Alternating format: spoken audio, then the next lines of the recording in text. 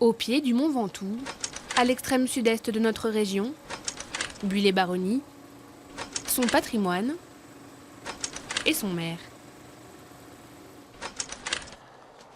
Il domine le village. Tout en pierre, c'est le mont Saint-Julien. Il a fallu 1 an de travaux pour créer cette Via Ferrata, un parcours sécurisé entre escalade et promenade à flanc de montagne, un projet porté par la mairie.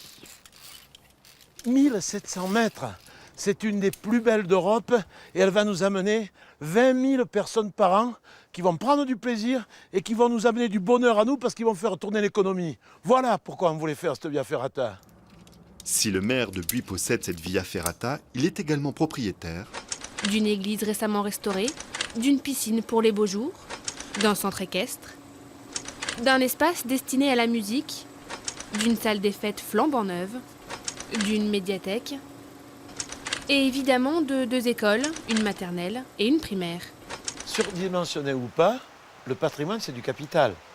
Si un jour, nos successeurs ont des difficultés financières, on a beaucoup de bâtiments de valeur qui peuvent être monnayés. Et je crois que dans le monde rural, nous méritons d'avoir les mêmes possibilités, les mêmes qualités de vie que dans le monde urbain, et qu'on n'est pas obligé d'aller à la ville pour aller au cinéma.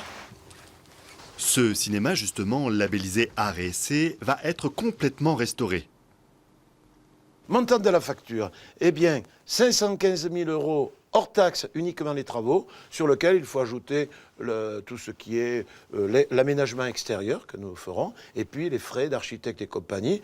Donc pour la commune, c'est quand même un projet intéressant, et dans lequel on a un bon subventionnement, je tiens à le dire, pratiquement 70%. Frapper aux bonnes portes, c'est indispensable pour récolter des subventions. Europe, État, collectivités locales mettent régulièrement la main à la poche. Je crois que le Conseil général a bien compris qu'il fallait une égalité du territoire. Ils ont une politique pour aider les zones rurales. Et sans le Conseil général, il faut le dire, on ne pourrait pas faire tout ce qu'on fait. Et puis de temps en temps, on pleure, on mendie, on négocie. C'est un combat de tout instant. Il faut être vigilant, il ne faut pas dépenser. Ou alors dépenser dans le bon sens.